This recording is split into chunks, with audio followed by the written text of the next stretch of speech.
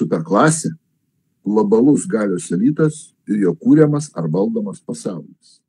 Ypatingai turtingų žmonių, ypatingai beproto turtingų žmonių, nedidelis sluoksnis, neformaliai faktiškai užsako tam tikrus įvykius pasaulyje ir valdžia stato ir nujama. Tai va, ir šita susiformuoja ypatingai turtingų žmonių superklasė. Superklasė žmonės, kurie turi ypatingą valdžią ir galią. Milijonierius to turi 3, 5 ar 15 milijonų. Tai jiem tas pats yra tas pats bomžas. Ir niekas, žmogus, kuris turi tokią valdžią, kur realiai ant sąskaitos ten turi, sakykime, 30 kokių milijardų, o įtaką turi dar, kur tiesiogiai nepiln, bet valdžia turi dar ant turto, kuris dar trilijonais matuojamas, tai čia žinoma, tai yra, aišku, milijonierius jiems yra niekas, tas pats bomžas. Ar benamis, ar milijonierius, tai čia nebeskiria. Šitą superklasę daro valstybių vadovai. Tačiau, žinoma, ne visų valstybių ir ne visi vadovai. Tik tam tikrų valstybių, gana įtakingų valstybių, įtakingi lyderiai ir taip toliau. Stambiausių pasaulio korporacijų generaliniai direktoriai. Svarbiausių pasaulio medijų magnatai. Milijardieriai, ne milijonieriai, milijardieriai. Ir tai ne visi, tik tai stambesnėji milijardieriai. Milijardierių dalykus. Tu gali turėti 200 milijardų ir tu gali turėti 1 milijardą ar 2. Skirtumas labai didelis, milžiniškas. Toliau iš šitą klasę eina padidintos rizikos fondų vadybininkai. Toliau eina neviešųjų kapitalo rinkų investuotojai. Didžiausių karinių pajėgų svarbiausi vadai. Keli didžiausių bažnyčių religijų lyderiai, kaip, pavyzdžiui, Romos popiežius. Taip pat saujelė visame pasaulyje pripažintų ir išpopuliarėjusių rašytojų. Saujelė pasaulyje pripažintų ir išpopuliarėjusių mokslininkų, menininkų. O taip pat tarptautiniu mastu veikiančių organizuotų nusikalstamos struktūrų svarbiausi vadai, kurie tam tikrą prasme yra legalizavęs. Tai patys įtakingiausi ir turtingiausi žmonės, turintys daugiausia valdžios ir turto. Tai va, superklasė, kaip rodo išvardinta struktūra, nėra ar negali politiškai ir idėjiškai būti vieninga. Kadangi tai yra skirtingi žmonės, skirtingos valstybės, skirtingų vieni religiniai veikėjai, kiti galbūt milijardieriai, ateistai ar dar kažkas, vieni vienų religijų, kiti kitų, tai nėra nei politiškai, nei idėjiškai vieningi. Superklasė. Tačiau vis dėlto juos kai kas vienyje. Yra bendrų tikslų. O vienyje visų pirma interesas jų. Visi jie, tu vartyk vienai par kitai, kaip tik nori, bet visi jie nori savo valdžią ir galę išlaikyti ir didinti. Nori išlaikyti tą galę pasauliniu mastu ir nori dar net padidinti. Va šitas interesas juos jungia ir vienyje. Bendras tikslas tam tikras atsiranda. Nors gali būti ir politinės pažiūros skirtingos, ir idėjos, ir pasaulėžiūra. Bet šitą vieną tikslą turi. Dėl jo jie gali susivienyti bent jau kai kuriais klausimais. Bet pastaruoju metu šitą klasę tapo ekonominio neoliberalizmo doktrinos rėmėja ir platintoja. O ši doktrina šiandien nesąmoningai tapo daugumos paprastų žmonių, beje ir Lietuvoje, taip pat mąstymo ir realybės matymo būdų. Šiandien žmogus to pasaulėje suformuoto toks neoliberalizmas. Žmogus pasaulį būtent per šitą ideologiją supranta. Šitos doktrinos neoliberalizmo esmė yra ta, kad valstybė yra tik įrankis. O valstybių teritorijos yra tik tai ir gyventojai yra tik resursai ir rinkos. Pagal tai žiūrime. Iš šito taško žiūrime į valstybės teritorijas ir valstybių gyventojus. Tik įrankis, tinka įrankis, palaikysim šiandien, nebetitinka įrankis, panaikinsim, o gyventojų teritorijoje tik resursai ir rinkos. Iš ekonominio taško žiūrime. Žinoma, dauguma paprastų žmonių šito nesuvokia. Yra daug gražių žodžių, liberalizme apibūdinama. Kiekviena ideologija, jinai žalumynais įvairiausiais žiedeliais papuošiama, kad gražiai skambėtų. Kaip žmogus jos nepraris. jeigu neatrodys tinkamas masalas. Bet realiai jos esmė yra taip, žmonės ir teritorijos valstybė yra tik tai rinkos ir resursai, o valstybė tik instrumentas kažkokių didesnių biznio korporacijų ar įtakos grupių rankose, pasaulyje mastu veikiančių. Ir kad lengviau būtų šitą ideologiją prastumti žmonėms, jie bando grįsti, apkaišyti visokiais, papildyti jokiais tautiniais, patriotiniais šūkiais. Bando. Ir tai daroma ne tik dabartiniai Lietuvoje. Lietuvoje mes tai labai gražiai matom, bet visur.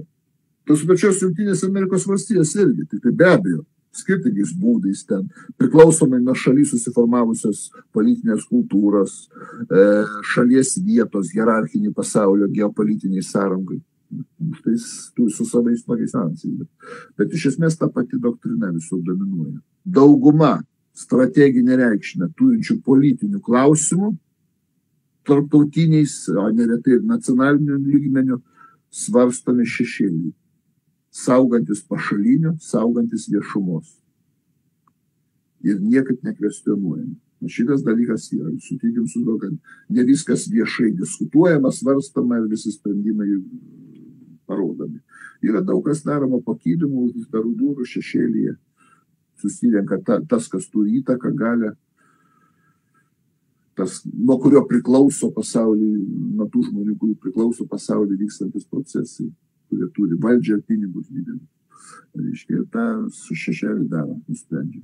Be to, globalio elito susivienimo yra tokių paprasčiausiai renginiai. Tai ir Davosas, ir ta garsioji Bilderbergo grupė, ir ta trišalė komisija, ir Bohemia Grove, ir taip toliau. Viso tokie susivienimai, kurios rengia tam tikrus renginius. Ir tuos renginiuose, konferencijose, kažkokiuose simpoziumuose svarstomi klausimai, o taip pat svarstymo metu gimsta neformalios rekomendacijos pasaulio raidai. Ten visą laiką priima kažkokias išvadas, reziumė, kažkokias rekomendacijas pasaulinio mastu, reiškia, priima. Ir šitos rekomendacijos pasaulio raidai daro labai didelę įtaką. Žymiai didesnė įtaka nei oficialiųjų globalių mastų veikiančių tarp valstybinių organizacijų. Pavyzdžiui, Jungtinės tautos ar UNESCO, tai jų įtaka žymiai mažesnė yra negu šitų tokių kaip Davoso formos įtaka. Tos rekomendacijos vienaip ar kitaip, didesniu ar mažesniu mastu, realizuojamos per oficialių globalių mastų veikiančių tarptautinių ekonominių organizacijų, visų pirma, tokių kaip Tarptautinis valiutos fondas, Pasaulio banko grupė, Pasaulinės prekybos organizacijos, politika per šitų organizacijų, o taip pat per regioninės tarptautinės struktūras ir organizacijas. Pirmiausia, per vakarų pasaulio tas organizacijas, o taip pat internacionalinės vyriausybės neretai. Ta mes ir Lietuvoje galime matyti. Tokios neformalios globalios valdžios buvimas riboja nacionalinių vyriausybių veiklą. Net vidaus politikos srityje. Dauguma paprastų žmonių nesupranta. Ir to nesupranta net labai daug masinės informacijos srityje dirbančių žmonių nesupranta, nesuvokia. Žinoma, riboja nevienodų mastų tas ribojimas, o priklausomai nuo valstybės vietos geoekonominiai pasauliniai struktūrai ir geopolitinės galios sąrangai. Yra valstybės įtakingos, stiprios, turtingos, didelės, jas mažiau veikia, mažiau jų suverenitetą riboja. Kuo valstybė mažesnė, neturtingesnė, tuo labiau jinai priklauso nuo šitų tarptautinių įvairiausių struktūrų. Ir tuo mažiau ta valstybė yra savarankiška. Tai dabartinis neformalios globalios valdžios politinis kursas, nepaisant jo viešajam diskursui nuolat reiškiamo rūpesčio žmogaus teisėmis, žmogaus laisvėmis, liberalios demokratijos plėtra, iš tikrųjų yra tik tai priedanga, tik dūmų uždanga. Žmogaus tos teisės susiveda tik tai į specifinių mažumų teisės. Tokia yra susiaurinta žmogaus teisų samprata. Teisės tai nėra tik tai įvairūs keisti lytis arba seksualinės orientacijas. Teisė turėtų būti žmonėms į orų atlyginimą, į darbą kažkokį, į pragyvenimą, į saugumą. O didžioji dauguma pasaulio neturi to. Nei oraus atlyginimą, nei oraus pragyvenimą, nei normalių gyvenimo sąlygų, nei sanitarinių sąlygų, nei normalios valdžios, nekorumpuoti. Bet čia šitas teisės nesudaroma, dėl šito nekovojama, bet kovojama dėl kažkokios orientacijos. Žmogus nori pasikeisti savo lytį, pasidaryti operaciją ir dabar kovoja visas pasaulis dėl to paprasčiausiai. Bet kitas, kad galėtų du gėjai susituokti ar dvi lesbietės. Tai va, ir visas šitas teisės, viskas paliekama finansinių pasaulio galingųjų ir tarptautinių korporacijų malonių. Jos tvarko socialinės masių teisės. Kur tai veda? Toks procesas. Visa tai veda pirmiausia prie vis didesnio masių nusivylimo demokratija. Demokratija nusivylimas yra didelis. Jūs pasižiūrėkit, pusė žmonių, pavyzdžiui, Lietuvoje, maždaug 50% žmonių neina balsuoti. Tai rodo, kad jie nepasitikė demokratiją. Iš tų atėjusių geras trečdalis balsuoja pastoviai, tai yra vadinamas protesto elektoratus, protesto balsai, ieško partijos, kuri prieš sistemą eina, jie balsuoja visada už tą. Per rinkimus kažkokią partiją ateina, važiuoja kaip Žemaitaičio atvejais. Mes prieš sistemą, mes viską, nors nėra tiek labai prieš sistemą, bet daugiausia buvo retorika ir žmonės vis bando, ieško vis kažkokio naujo. Tai va, nusivylimas demokratija, čia nusivylimo demokratija pasiekmė. Ir ne tik Lietuvoje. Senosios demokratijos šalyse irgi tas pats. Ten, kur demokratija jau 3 šimtmetį eina. Tuo pačiu Šveicarijai. Irgi. Daugiau kaip pusė žmonių neteina į rinkimus, nebalsuoja. Dėl ko? O dėl to, kad žmonės vis labiau pastebi vis didėjantį demokratijos neįgalumą kažką pakeisti. Nes kad ir ką be išrinksi, iš esmės nieks nesikeičia. Rinktų kairę, rinktų dešinę, rinktų centrą, rinktų pozicinės partijas, rinktų opozicijas, rinktų vieną, rinktų kitą rinkėją. Iš esmės niekas nepasikeičia. Turbūt pastebėjome šitą procesą. Niekas nesikeičia. Tiek kairės, tiek dešinės, tiek centro politinės ideologijos nedaro esminės įtakos politikos turiniui. Ideologija savo, politikos turinys savo. Sistema įveikia. Nesvarbu, kas beteiktų valdžiai. Taip pat praktiškai. Jos atlieka tik tai va tokį iškabų vaidmenį, daugiau retorika, žodžiai. Vis daugiau žmonių pastebi šitą procesą, kad aš balsuosiu už dešinę ar už kairę, realiai nieks nepasikeis. Ta bus ta pati politika. Jūs Lietuvoje pažiūrėkit. Nu, socialdemokratai, kuo jie labai skiriasi nuo konservatorių? Praktiškai tas pats. Rusofobinė retorika, ta pati, pasižiūrėkit, ar Kasčiūnas buvo konservatorių krašto apsaugos, ar Šakalienė, ir čia didelis skirtumas. Ukrainos tas vienimas, tas pats Lietuvos tas vasališka padėtis tarptautinės organizacijas, kaip Europos Sąjunga ar NATO, ta pati, nieks nesiskiria. Pažiūrėkit, kairė, dešinė turėtų labiausiai skirti, jų ideologija skiriasi, nieko panašaus. Ir žmonės vis labiau šitą pastebi ir nusivilia demokratiją. Todėl visam vakarų pasaulyje į rinkimus ateina mažiau nei pusė visų rinkimų teisių turinčių piliečių. Ir vis pastebima tendencija, kad vis mažėja ateinančių rinkimus. Netgi tokių pasigirsta nuomonių karts nuo karto, kad turbūt reikia privalomai įvesti dalyvavimą rinkimuose. Žmonės privalomai dalyvauti ir taip toliau. Neformalios globalinės valdžios gi niekas nerenka. O ji turi didesnę įtaką negu išrinkta mūsų nacionalinė vyriausybė. Vieną kartą kažkoks žmogus atsidūrė finansiniam ar valdžios olimpe kažkur ir jame pasilieka.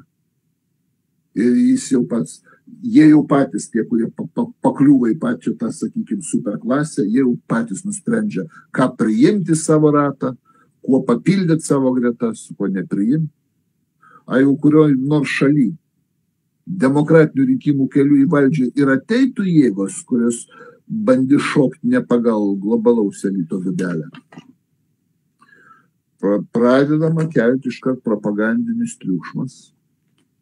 Iškart pradės rėkti, kad pavojus demokratijai, nors su demokratijos, nors iš tikrųjų nėra pavojus, pradės rėkti, pavojus demokratijai, pavojus tarptautiniai teisai, pavojus tarptautiniai tvarkai, reiškia, pavojus ir tą rėkimą, tą puolimą tokį dar lydės politinis spaudimas. O jeigu dar nepadės sankcijos, grasinimas sankcijomis prasideda valstybė, kas yra didelė problema. O kas yra sankcijos? Sankcijos yra labai blogai. Na, pavyzdžiui, sakykime, ne viena valstybė, gal tik tai ant pirštų suskaičiuoti, kurios 3 pasaulio valstybės gali viską pasigaminti savo pačios. Ne visos gali pasigaminti kažką. Sankcijos yra viskas, tu negali įsivežti, kažko pradeda trūkti. Pavyzdžiui, neduosi įsivežti automobilį, kaip Kubai. Taip, jūs pasižiūrėkit, jeigu pažiūrėsit dokumentą, kokį nors video, filmuotą medžiagą, ar teks nuvykti į Kubą, kada pamatysit senas mašinas, kurios su antikvarinės, jos važinėjom. Didžiąją dalį, dėl ko? Dėl to, kad negalima įvežti. Ta valstybė, kuri įveši Kubo mašinas, gaus sankcijas iš Jungtinių Amerikos valstijų. Niekas nenori iš Jungtinių Amerikos valstijų gauti sankcijų. Tai neprekiauja tų klausimų. Ir valstybė labai atsilieka, labai smarkiai gauna smūgį. To toks spaudimas yra. Dar geriau yra sustatyti, pavyzdžiui, teismai, konstitucinis, aukščiausias teismas, ten tų superelito atstovai pastatyti. Jeigu jau rinkimais ateis kažkas ir neparankus, tai visada gali į konstitucinis arba aukščiausias teismas sužlugdyti. Žinot, kaip čia buvo prezidento Pakso atvejais. Žmonės išrinko, bet labai greitai buvo. Ypatingai konstitucinis teismas per to prasidėjo. Taip, kad čia taip valdoma tie dalykai. Žinoma, demokratinių rinkimų keliu į valdžią gali ateiti ir tikrai antidemokratinės jėgos. Demokratija nėra kažkoks gėris pats savaime, kad visada tik tai gerai, kad ateis tą, ką nori. Ne.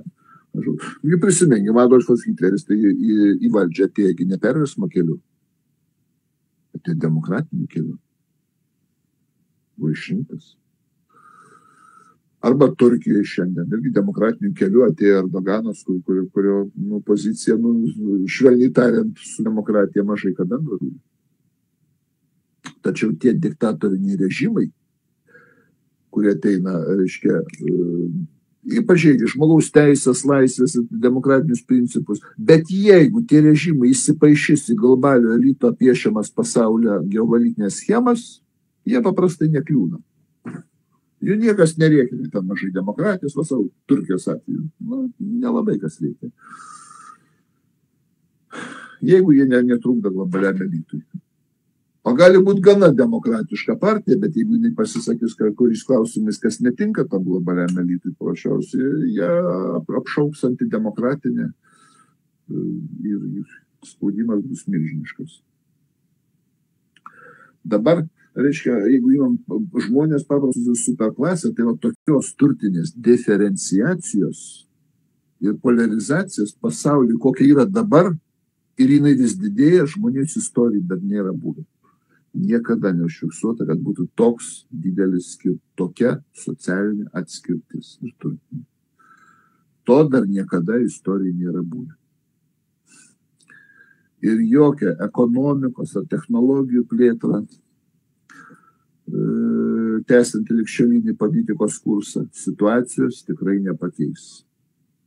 Visa tai veda arba į naujuosius viduramžius, ką reiškia nauji viduramžiai. Luomų visuomenė. Viduramžiai buvo luomų visuomenė. Nors ir dabar šitie luomai nebus kaip viduramžiais formaliai įteisinti. Anksčiau, pavyzdžiui, yra privilegijuotas luomas, bajorija ir yra 2 neprivilegijuoti luomai, kurie mažai teisų turi, arba jokių neturėjo valstiečiai ir miesčionys, miesto gyventojai. Dabar jie nebus tai formaliai teisinti, bet realiai tai atsiranda luomai. Arba netgi tokia vervaldinė socialinė tvarka veda.